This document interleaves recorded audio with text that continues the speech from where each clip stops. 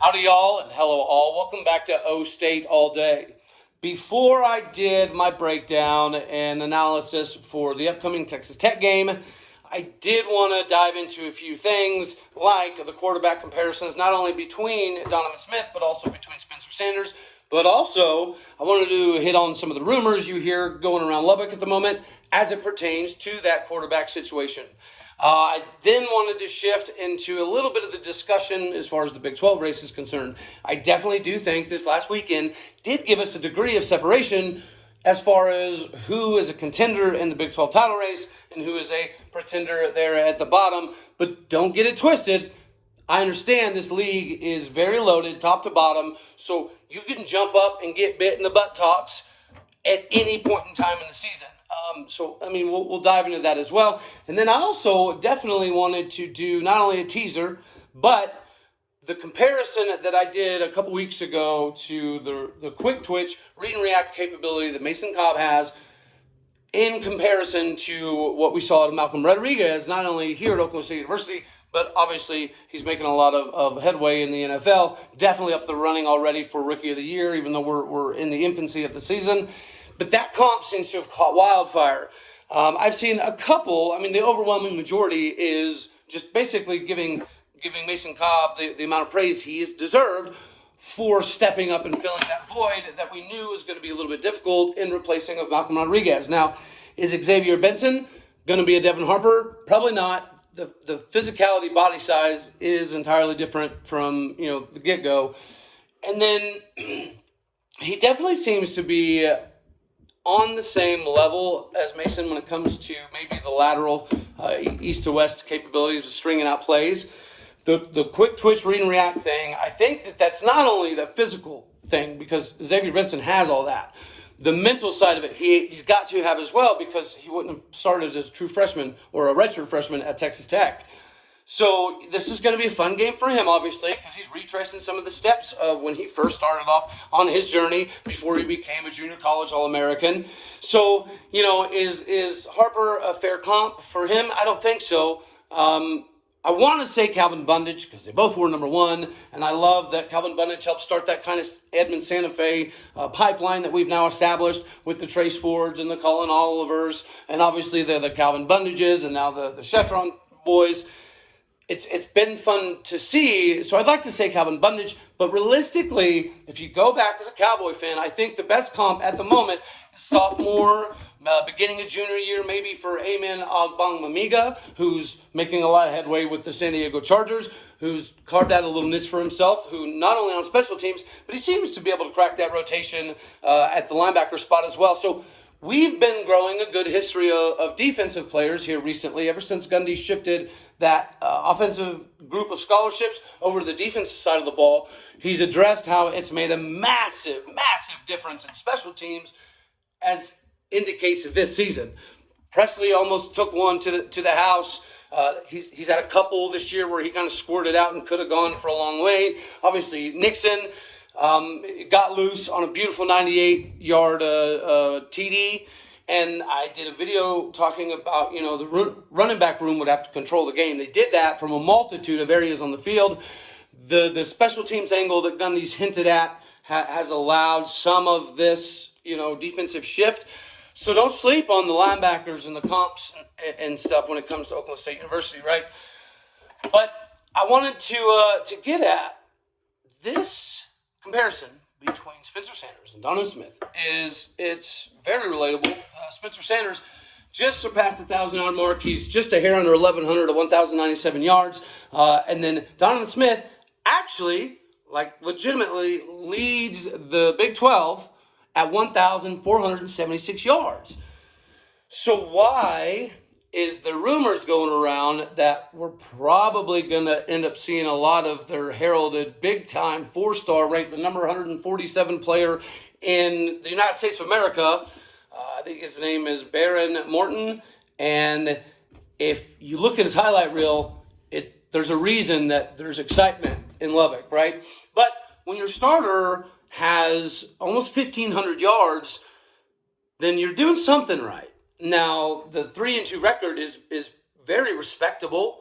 It's not like they're out there laying duds. I did hear a little bit more about Tyler Shaw, who's originally the starter that came into the season because of his ability to kind of stretch the vertical game, seems to be the common consensus. Well, this Baron Morton, he's a dual threat. Like I said, he was ranked number 147, ranked dual threat quarterback or player in the country. And his dual threat capability jumps off the page. This dude turned down places like Baylor and USC and Washington State. And Oklahoma State was in on him very, very early, but from what I could tell, we didn't give a scholarship offer for whatever reason. That may be due to the success we had with getting in our guy last year, Garrett Rangel anyways. But, you know, the quarterback comparison, it's pretty cool between the two. There are a lot of similarities. If you look at Donovan Smith now, and you look at Spencer Sanders, let's say 2.5, 3 years ago, there's a comparison there, right? Very dangerous, both with his wheels, also with his arm. Can make some beautiful throws from sideline to sideline, but also has the propensity to throw boneheaded picks out of nowhere. Donovan Smith was leading the Big 12 in turnovers coming into this last week, and he didn't exactly, fare a whole lot better. The coaching staff seems to be all over Donovan Smith because he's a very good leader, a very good guy to have in the locker room, but they're aware that he's very down on himself at the moment.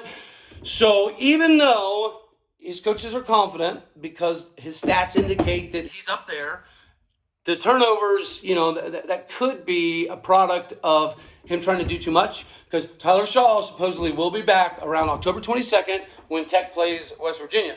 Now, Coach definitely said that it's not a foregone conclusion that Tyler's going to step in and retake the role as QB1, because Donovan's done enough to earn, I think, what he's going to get the start in Stillwater. But because they're at a point in time where they're going to need to mix it up a little bit, right? Because Oklahoma State, we haven't changed a lot in the last couple of years. Our philosophy's been the same. Our mindset's been the same. Our willingness to stand toe-to-toe in a phone booth like we did Baylor, I did think sets a precedence that we can do this thing a multitude of ways. Can we score in 30 seconds? Yes. Can we eat up 7, 8, 9 minutes and drive the length of the field? Yes, we can. Spencer has been above the game manager criteria, not only statistically, but obviously he's the commander on the field. It's fun to watch. Him having the keys to the kingdom, it's kind of cool to see how it's sprinkled around. He did have that one pick, but realistically, that was a good job. If you look at the film on that corner for Tech and the safety, the corner did a very good job of flipping his hips to give the indication that he was going the opposite way. And Spencer, when he sees a certain window, he's making the analysis very quick, whether it's man, what kind of coverage it is that guy responsible for the flat, who's getting the deep quarter, who's getting the third. He has to make that split decision on the fly, and you got to give props where props are due. That DB did a phenomenal job of faking Spencer out with flipping his hips dramatically. Like it was cool to watch. So hats off to Baylor. They're not out of this race, guys. Okay, even though I do think we're going to see that Baron Morton, 4-star, very, very highly regarded recruit. He was the number 147 player in the country. He ended up getting offers from places like USC and Wisconsin and Washington State and Baylor. We looked into him again, but we didn't offer for whatever reason. It just, they're going to mix it up, I think. I think that we're going to mix in the difference in quarterback just to give us something new to look at. It's going to throw a little wrinkle in the game plan, so hopefully that's something that we're expecting. They're being slightly reserved about, whether they're going to use him or not, but there's rumors going around that in camp or this last practice, they were taking 50-50 reps, him and Donovan. So I definitely think we're going to see him, if nothing more than a few plays, just to give that to film and to give Coach Derek Mason something else to kind of think about and plan for. As I alluded to in an older video about how that onside kick, well, it was kind of accidental, but accidental or not, what it does is it puts it on film for other teams to be like, okay, well, Oklahoma State has already pulled this off early in the season, so we got to watch out for it. And then they look at your alignment and the way your players are kind of leaning. the white knuckle trenches type information that you look for. But this thing has grown wheels that I think they're going to experiment with this coming game, and I wouldn't blame them. As it comes to the Big 12 race, and guys, if you looked at the sidelines of OU, even before Dylan Gabriel got hurt, they looked lost. They looked confused. They didn't look like they had answers. The defense got misaligned multiple times. Matter of fact, there was at one point in time, it's just like when you see a corner basically shaded over on a couple tight ends, and that's all you have on the white side of the field, that's a problem. And any linebacker or safety that has some seniority should be able to look over and be like, 2 + 2 equals, this doesn't make sense, right? Call a timeout, call a shift, do something, but don't let the quarterback run out the back door for 60 some odd yards simply because you don't know how to get a line properly. They just looked completely out of sorts. And with their backup quarterback, Bevel, the transfer from Pitt, they look to be in rough shape. They've discussed, or at least fans have discussed, putting the other backups in. But just like with the Donovan Smith thing at Texas Tech, the most popular player on the team, other than the stars, is always, say with me, the backup quarterback. So, this thing that fans do to the starters, obviously what OU has done historically with the Spencer Rattler thing and then the Caleb Williams thing and then how all that transpired, maybe they should, do some internal soul searching, because if all of this craziness has happened to you as a university, then maybe it's not all about finger pointing. Maybe there's some culpability internally, kind of like the Texas thing, right? They think they're back, or people think they're back on a yearly basis because they're Texas, and they've got the facilities, and they've got the history, and they've got all the money.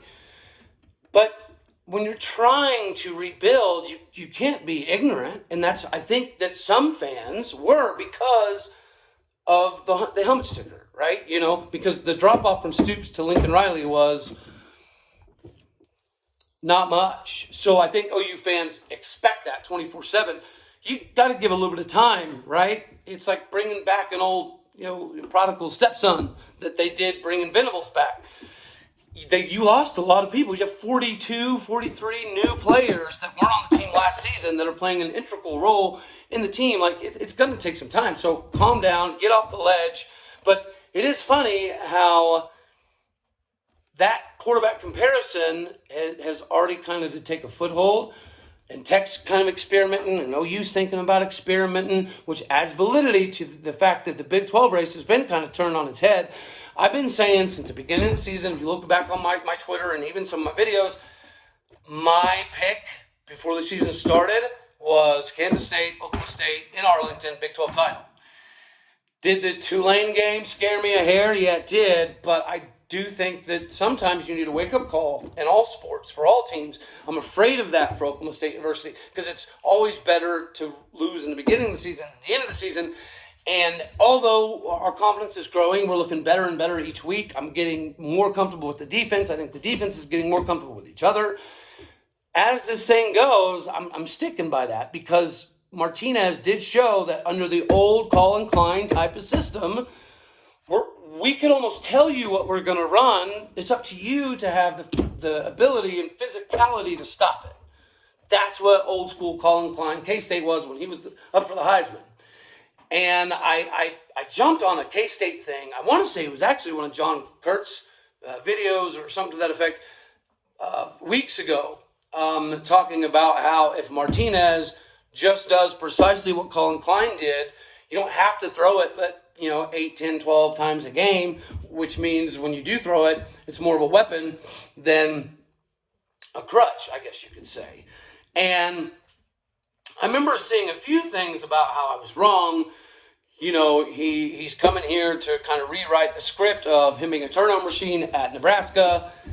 And I was like, okay, well, probably those people know better than I, so it'll be fun to see. Well, he was obviously worried about the turnovers. There was something that mold in his head competitively that he had a hard time shaking, as is evidenced by the Tulane game.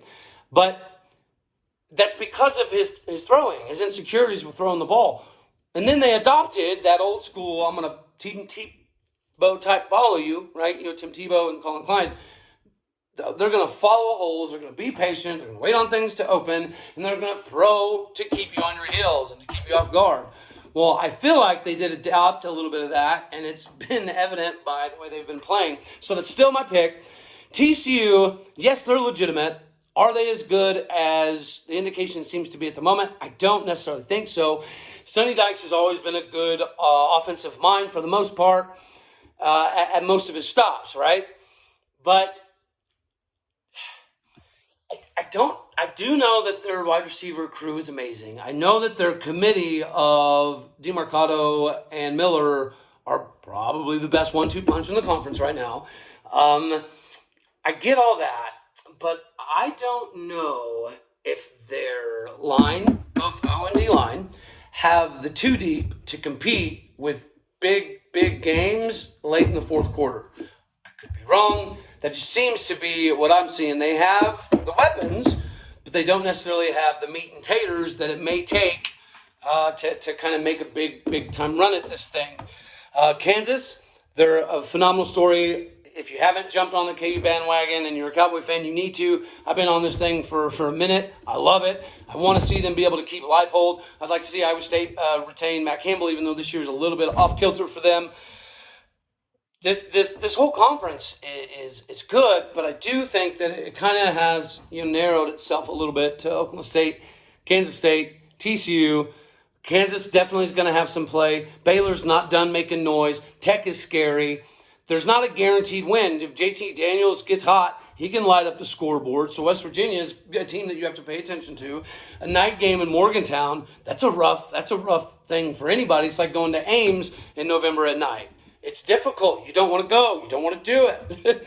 So, yeah, the Big 12 race I think is shaping up. And then lastly, as far as like the stats side of the Tech breakdown, listen, if you've got Spencer Sanders almost 1,100 yards, you got Donovan Smith at almost 1,500 yards, and then they're going to wrinkle in that freshman most likely. I think that is going to add a different layer to the running game for both sides. Spencer has used his legs a lot more this year than any other year in the past, and that's because obviously he's learned how to kind of take care of himself a little bit better. He still likes to gamble occasionally, and if he's playing this well, then it is what it is. You let him gamble, right? This is why he came back to run the show. He's running the show. But another statistic that I thought was obviously interesting. So clearly the leader in the receiving yards in the Big 12 is going to be Xavier Hutchinson, because he seems to be their reusable weapon over and over and over and over and over and over. He's like 504 yards. Now, when you look at Spencer Sanders' stats, and then number 2 in receiving, which is Braden Johnson, we've played one less game than the overwhelming majority of the conference. So these places were number 2, number 3, number 5, number 1, whatever in stats. That's even saying something based off of the amount of games that everybody's had. So you got to take that with a little bit of grain of salt. So other than Hutchinson, well then you have Johnson, and Johnson again, he's a burner, he's a speedster.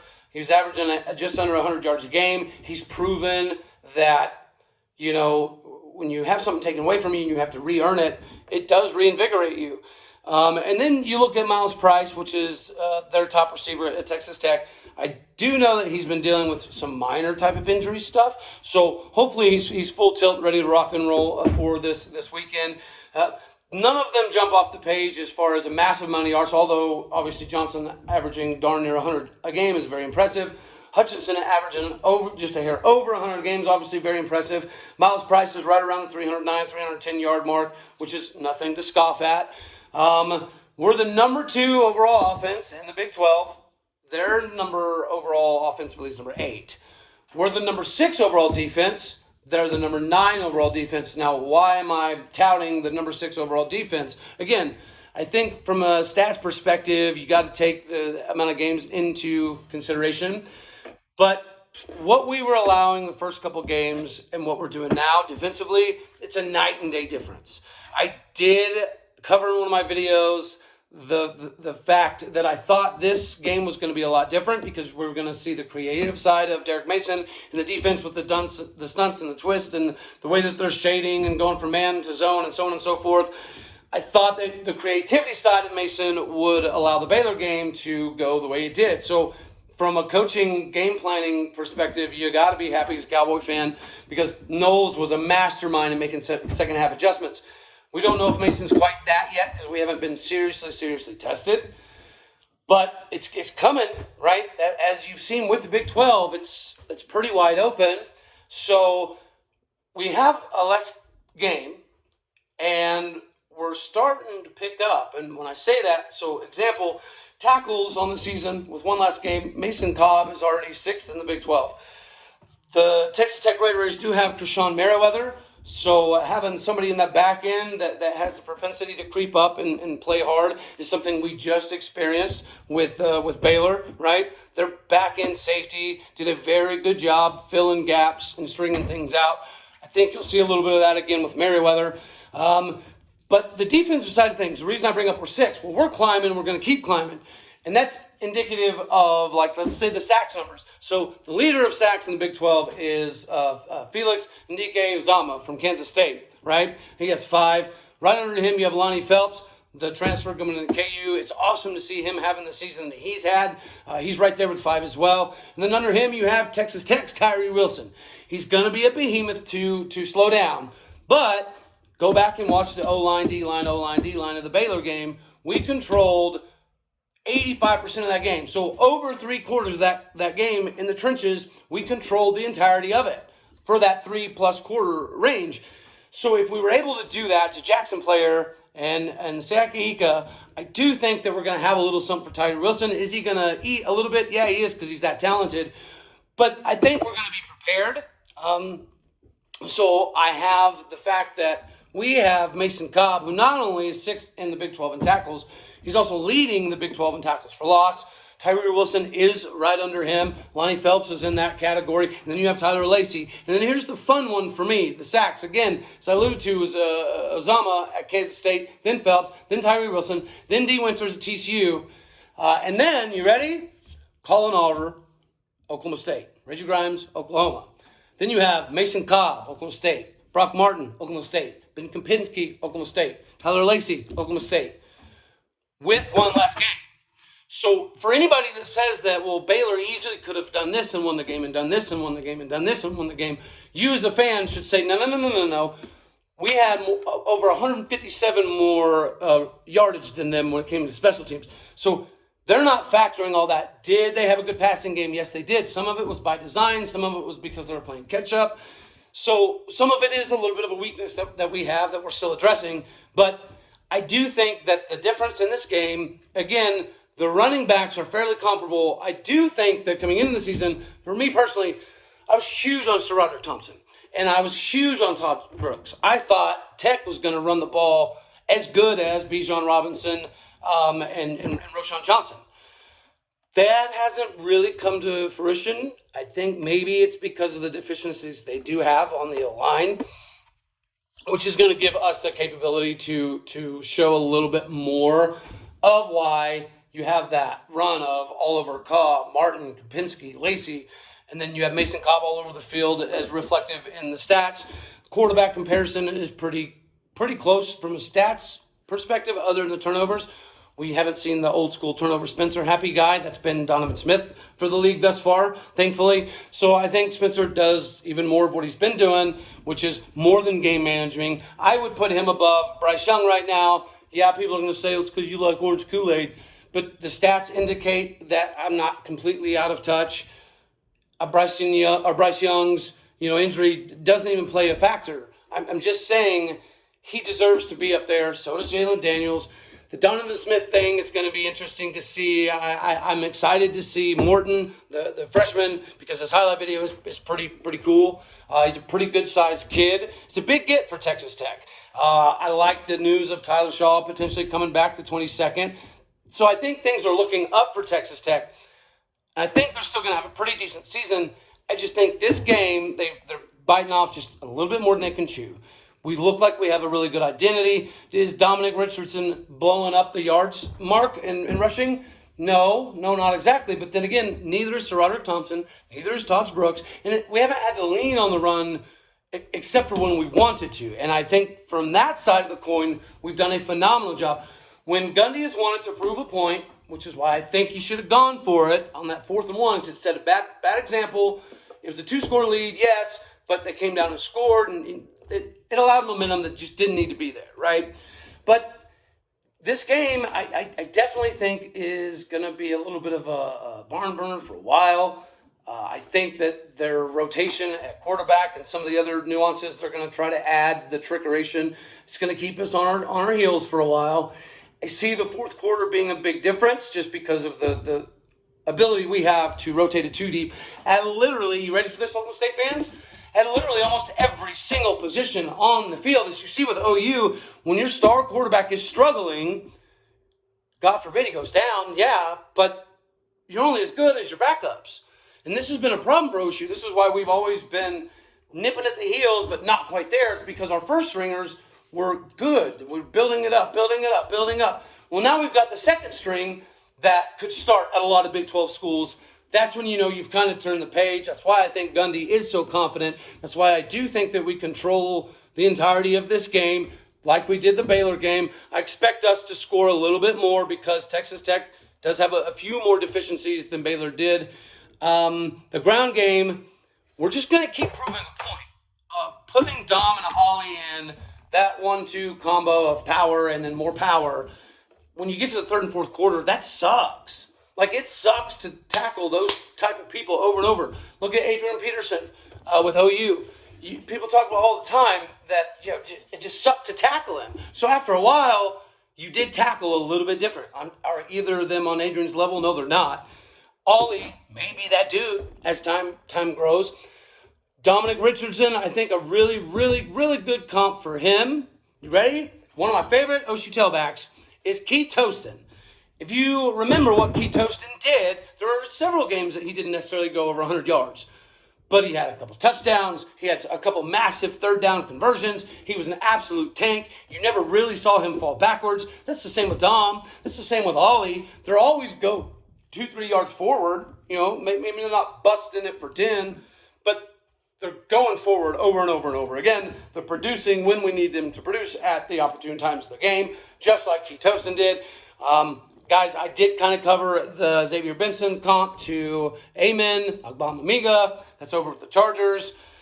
Trace Ford, I'm not 100% done with this one yet, but I'm thinking Antonio Smith, if you don't remember, he had a really good career with the Cardinals, really good career with the Texans, and he was a Cowboy that lasted in the league for a very, very long time. That is kind of one of the ones that doesn't get talked about as much. I see a lot of that in Trace Ford, even from a size perspective. Trace Ford is quicker, right?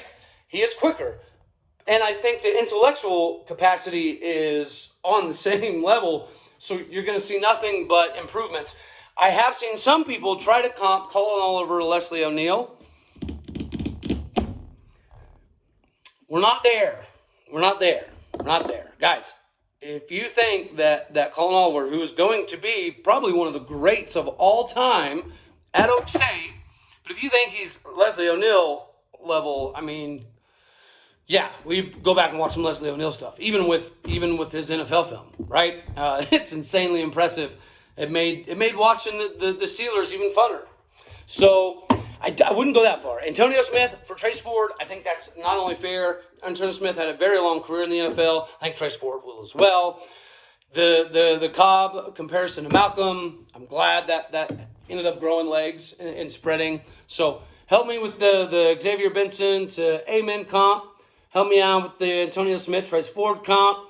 I'm working, obviously the Dom and Toston comp is just, that's lights out. I'm working on Nixon and Presley. Presley's hard to figure out. I'm leaning towards the David Glidden side of things, but I'm not done yet with Nixon. Nixon, I see a lot of Jeremy Smith, but I don't think Jeremy Smith had quite that gear. So I don't think that's dead on, but he's a little bit beefier than, say, a Dontrell Savage or a Kendall Hunter, so I don't think those are accurate either. But if you have any suggestions for me when it comes to Presley or Nixon, help me kind of piece that together. I think that's all that I got for now. I got us taking this game. I got us in the 42 range. I think I'm going to put Tech in the 21-28 range. 42 to 21-28, right? So 42-28, because I do think Morton is going to sprinkle enough in to catch us sleeping occasionally. But I expect us to have a big day. Mason Cobb is going to continue to grow. Xavier Benson, I think, is going to continue to not only grow, but be really fun to watch when he does kind of have that light bulb kick on over and over and over again. People are not testing us a whole lot deep. I think that's a statement to Muhammad and Corey Black and how well our communication is coming down the pipeline. Kendall Daniels, I've been talking about him for a few weeks, as have most people, but he's the complete package. Keep tuning in. I love you all. God bless. Go Pokes. Tune back in a little bit later, and we'll keep this train rolling.